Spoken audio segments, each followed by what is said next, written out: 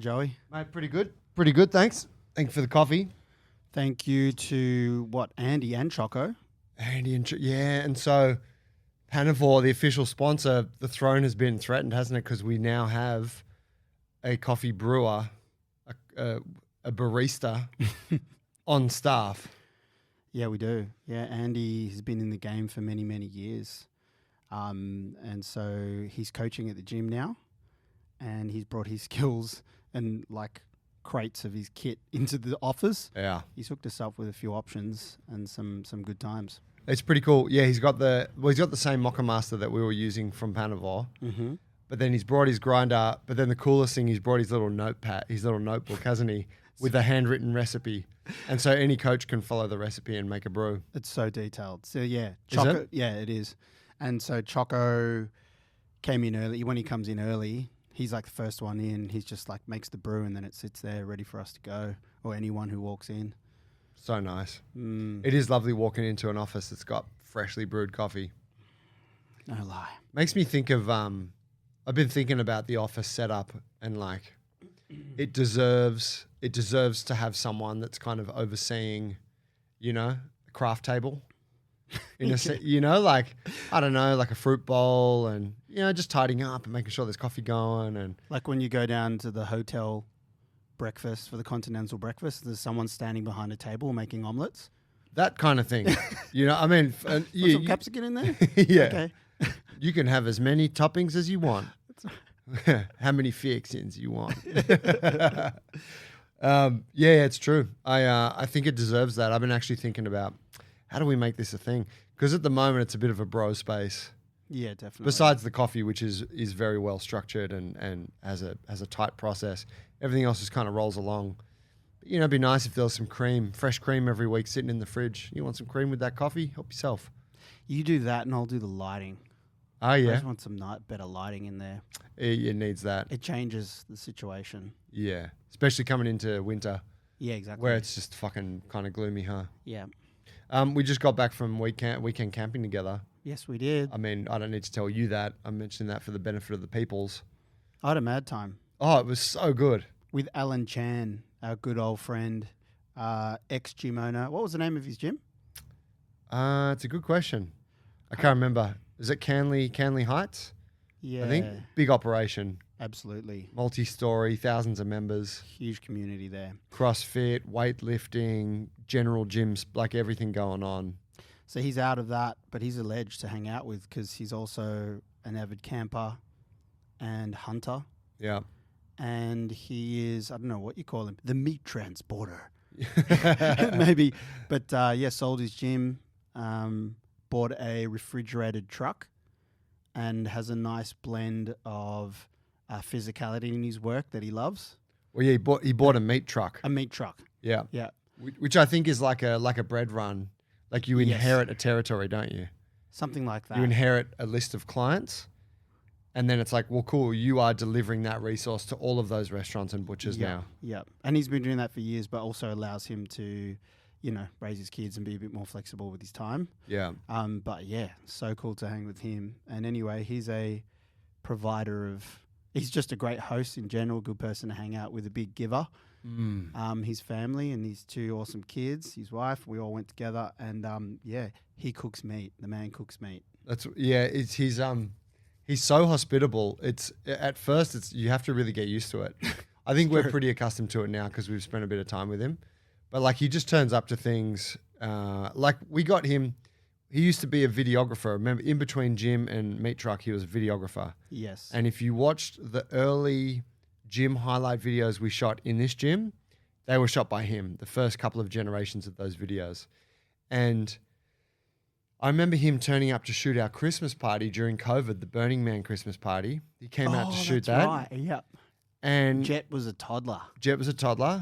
And he turned up to work, and I think he was doing it for free because we had a lot of things, it was all on tick at the time.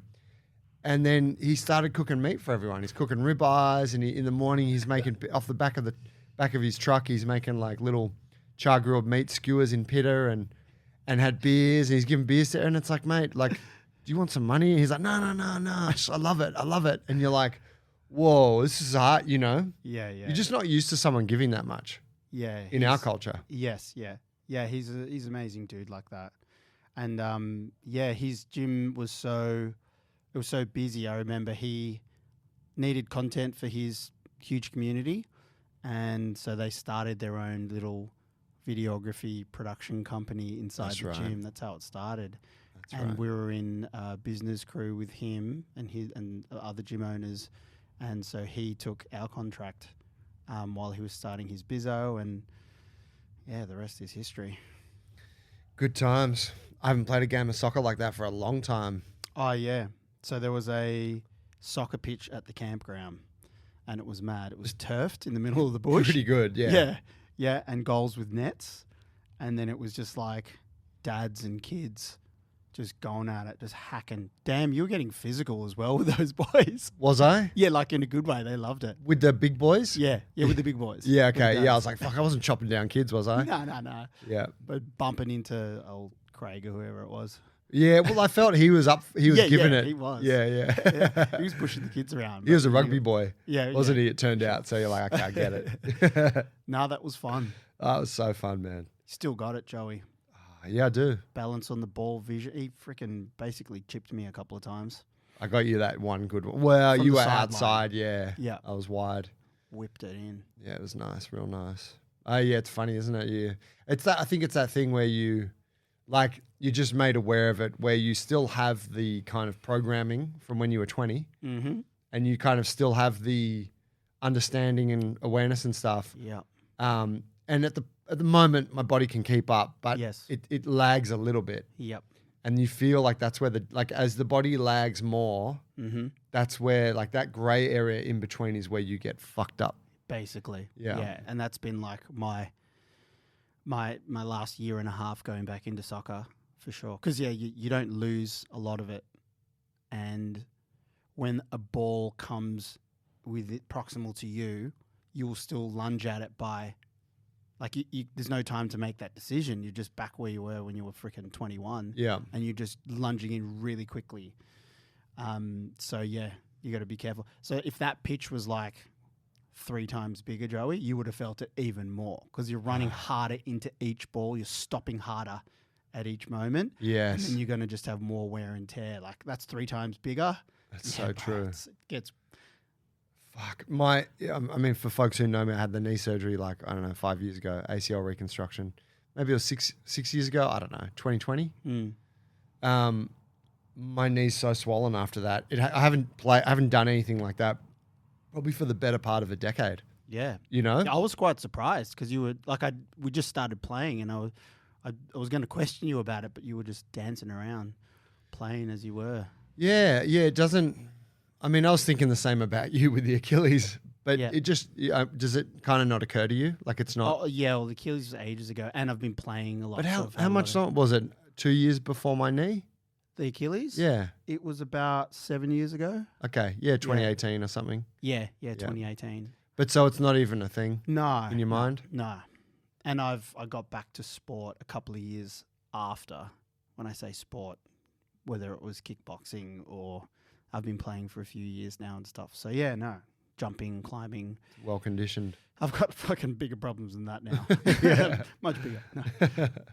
My Achilles is the least of my worries, Yeah. bro. Okay, so prior to that, last weekend I was in Cabarita Beach, Yes, Northern sir. Rivers, with Yes, the sir. wonderful super hosts Esther and Luke Mason, God. who own Jungle Cabarita Beach, and who are just the most the most unbelievably hospitable people. Mm-hmm. And then 2 weeks before that, I was doing the coach cert here, which I don't think we've had a little debrief on either of those. No, we have not. So I'm keen to hear about it. I mean, he went really well. It was a smaller crew. It was so what are we talking? It was 3 or 4 weeks ago here in Sydney. It was a smaller crew. It was a lot of members from the gym. It was people. There's probably only a couple that have their sights on working here with us. Mm-hmm. But the rest were just kind of members or other folks in business, in fitness or whatever, who wanted to upskill or, learn some shit from us. Yep. Which, I always tell people that that the course is, we present the course as if it's you are going to come and work in a Jungle Alliance gym. Mm-hmm. But we fully understand that most of the people at the course aren't actually gunning for that. And so that was really sick. Had a really kind of mixed crew, and Sammy helped to facilitate on that, which was awesome. Cool. Yeah, it was the first time Sammy's been involved. It was 2 days. Was he involved over both? No, just the one. Okay. And which parts did he take care of? He did the whole Saturday afternoon. So he ran like a coaching piece, which was talking about essentially talking about different scaling strategies. So looking at load, volume, complexity, how that pertains to different workouts or different programs here in the gym. Mm-hmm. And then sort of layering off that, talked about queuing and points of performance and that kind of thing. And then you got the guys doing a bunch of coaching, which was good. So we're doing a bunch of live coaching drills. You know, each person had to coach the group. They'd present the thing, do it, and then it'd be like, great, here's what you could have done better, do it again. And so like people were getting reps in kind of with the spotlight on them. Awesome. He would have loved that. He did. He was really good at it. And I thought he presented great. He dropped a lot of F-bombs. I know, I'm like, man, this guy swears more than I do. That was probably the one thing I was going to tell. I was like, bro, he's up on the F-bombs. But just a couple. They hit harder when they're less frequent, don't they? Yeah. But no, he was really good. And I think the guys got a lot of value from the time with him. And then he ran the lift session. And so, we do like a 90-minute session on each of the 3 core programs. And so he did the lift one. So it was basically just a big lift workout. Cool. To wrap the day up. And that was super good, breaking down people's squats and doing a bit of Olympic stuff and whatnot. So that's Sammy Halmarick. He's a coach here at the gym. He's runs a gym actually with Dylan as his 2IC, just in case you ain't heard of him. But it's really great to see his growth over the last couple of years. It's been pretty short and fast kind of ascent to where he is now, and he's got heaps further to go. He really came into the gym as a boyishness for sure to him, right? Like, a young man, and he's grown a lot. I mean, fuck, dude, he's got he runs the Jungle Botany podcast now, doesn't he? He does. I think Dylan handed it off to him. He handed it to him, yeah. If you haven't heard that, that's the podcast of the gym. Yeah, correct. Which is what this one used to be, but then we moved on to no longer run the gym. Yeah. And so, we transitioned this one to the Alliance. Yeah, Dylan had a baby, I should say, and was out of the gym. Fuckers will do anything to take a break. So true. And so Sammy had the reins. I was here supporting him, and everyone was here supporting him. But he had the reins, including the podcast, which he kept alive while he was away, and just recorded a bunch of solo eps. Wrote the newsletter. Did you do some solo ones? I believe he did. So good. Yeah, he did. He had me on one, which was good. Yep. Talked about Jungle Alliance and whatnot. You can go check that out. It's the Jungle Botany podcast. This is the Jungle Brothers podcast, just so you know. The OG one. It's the fucking OGizzy. But yeah, and so then, so that course went great. Sammy was mad, and I actually then, off the back of that, took some of his content and then with his approval, adapted it into the coach's guide, which is really nice. There, I could tell you 100 things that coach's guide is missing, in terms of gaps. Yep. It's so densely packed with info, but there's always stuff that I want to add to it. And so off the back of his, I was sitting in his presentation watching, and I was making notes. I'm like, cool. I want to add this. I want to add this. It was really good. So I guess that was somewhat of a lesson from that weekend. Was there any other big takeaways as the holder of that space for some time now? I know when you see different people come through the course, it's one way or another, it's influential, that interaction, that time with them on how you want to keep moving it forward. Was there any other things that you got from that weekend?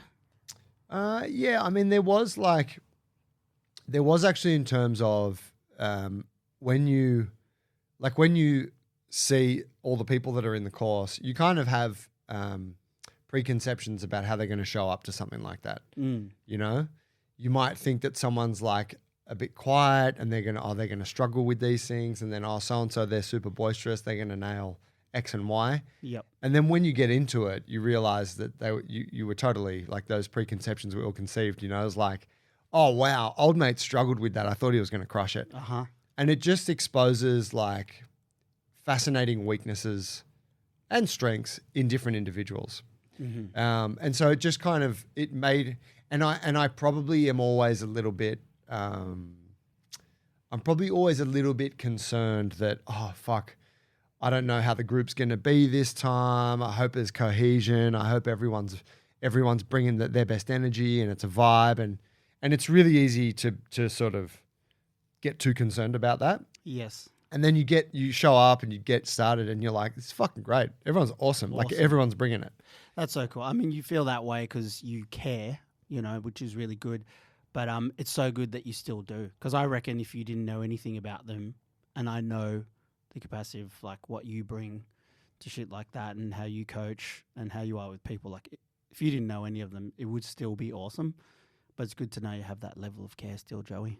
Yeah, I'm still in there. I still, you know, and I do really genuinely love it. And yeah, you're a host, bro. You're a very hospitable guy, especially in this sort of learning space, for sure. Which brings me to Cabarita. So tell us how that one went. Cabba, well, I know nothing.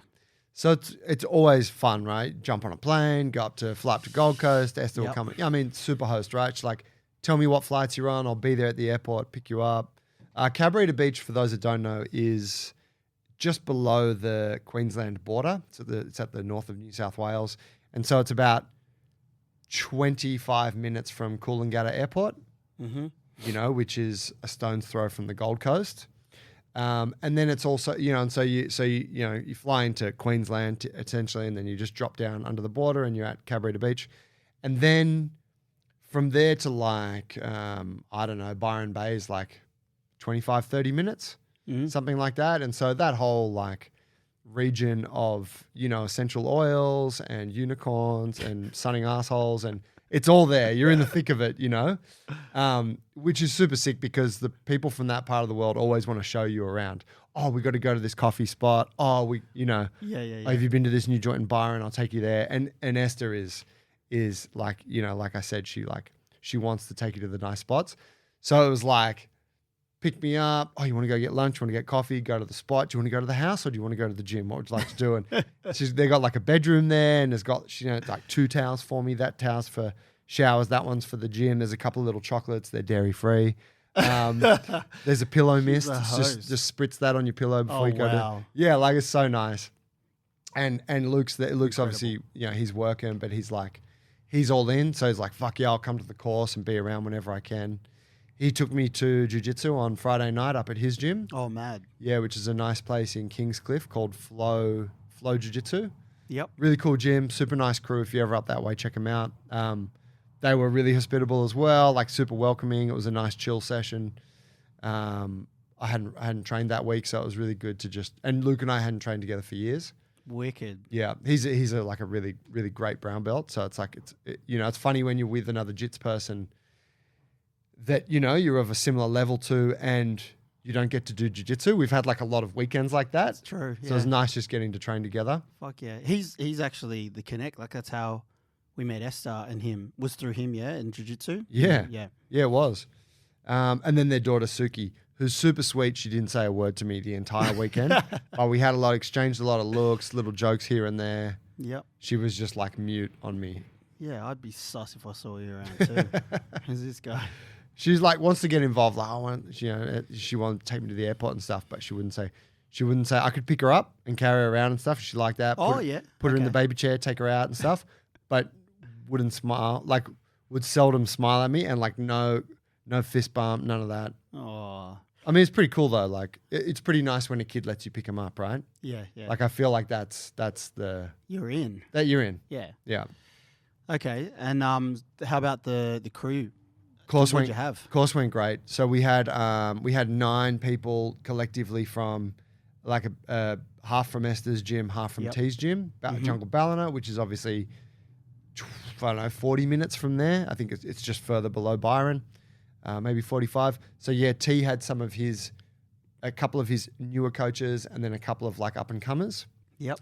And then Esther had the same. She had her two boys, Dan and Stu, who are coaching there currently, and then a couple of up and comers. Did I miss anyone there? No, I think I got them all. But it was sick. It was I mean, same deal, awesome vibe, all the same stuff as here in Sydney. But because everyone was kind of actively coaching or trying to get into that, there was definitely like a heightened sort of level of sort of performance on everything. Yep. In that way. And that just leads to more questions and more Q&A and, deeper chat. Yeah. That's cool. Yeah. And probably a bit more, people they really want to, get into it, and they're really reflecting on, oh man, yeah, like they're really thinking about, oh fuck, I take so much from that. Like I was coaching this morning and, I wasn't thinking about, like, they're really like, you can see they're processing harder. Yes. Because they're in the game now. Yeah, I spoke to Esther last week. We had our weekly catch up, and she said that probably the biggest takeaway they got from it was the larger context of the whole thing, which, it's just easy to come away with when you're in the thick of it, just, day to day, week to week. She said that they all really felt that when you were there and when they left, it's since influenced how they're coaching. So, the programs are still the same that they're coaching, but just knowing how it connects back to the philosophy and the reasons why we're doing it. I guess you could say the bigger picture of it for sure. When you're in touch with that, you just deliver differently. And I think that when you have that bigger picture, you deliver really good off the ball as well. Like, classes finished, just how you interact with the community in general and all that stuff. And so she in particular was just like really, really energized by that whole thing. And she's, cogs are ticking in her head about how she can deliver, better and all of that shit. Ah, that's cool. I'm so happy to hear that. Yeah. Yeah, it is definitely the thing, right? Like it's easy to slot into just like doing exercise with people, just running the program and doing the thing. And for sure, like if you haven't like built this philosophy like we have, then who's to say you kind of understand the weight with which we see it all as carrying, And so, yeah, I it's really nice to be able to share that with people, and then for them to feel it, and you see the kind of the way they're like, oh wow, like it really kind of fills them with a sense of purpose. In that way, I fucking hate using these catch terms, but it really does. And so, yeah, I was stoked. I think I told you, like, there was one of the women there who has trained in the gym for some years, maybe since the beginning with Esther, and she's coaching not there, but at some other places, and she's been just sort of, tossing up the idea of doing some coaching with Esther, and I think she covers every now and again.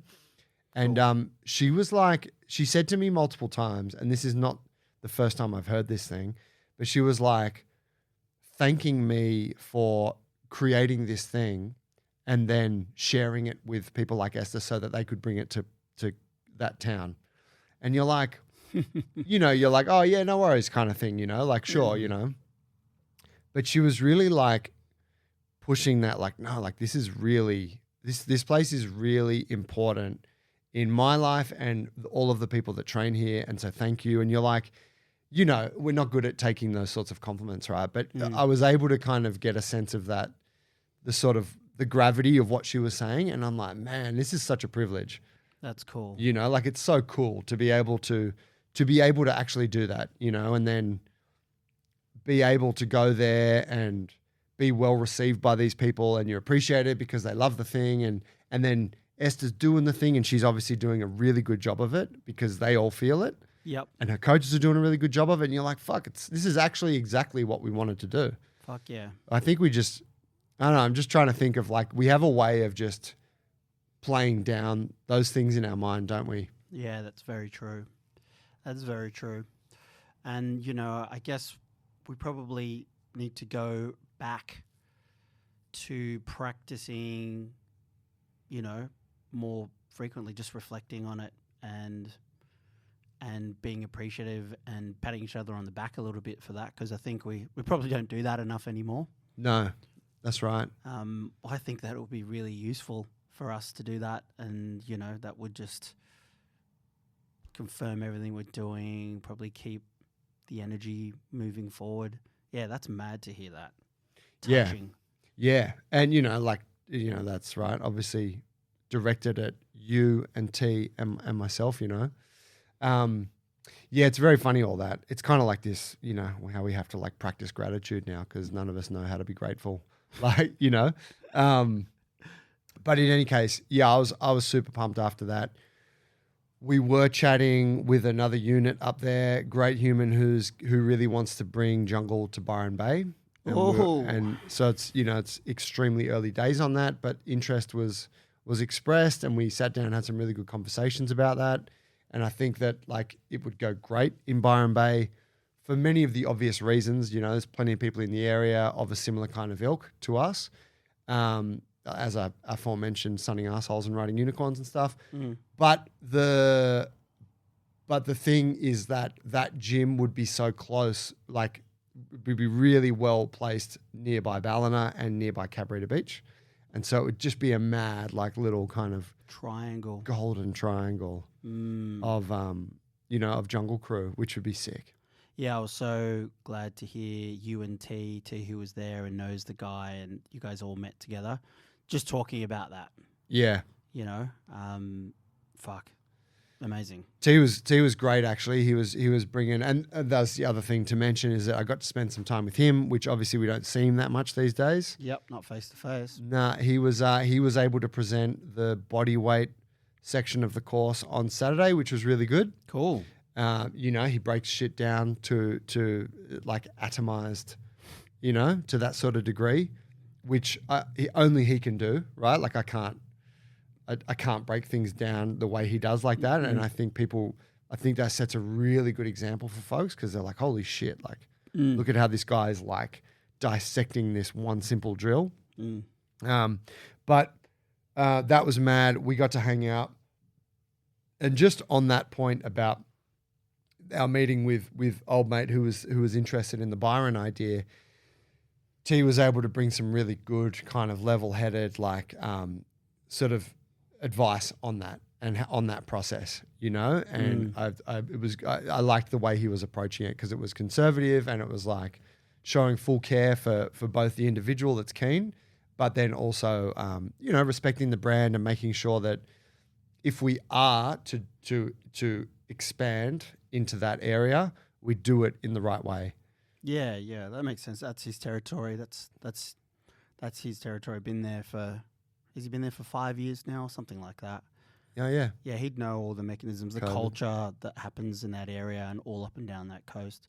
Because it is different to Sydney for sure, and it would come with all of its little nuances. So, mate, tell me more, brother, in months to come, please. Yeah, hopefully we can have a big announcement episode at some point. Mad. But anyway, guys, don't hold your breath because we're doing this thing slow and that's the way that works best for us. Let's leave it there. Okay, brother. Great catch up. Yeah, bro. Thanks, fam.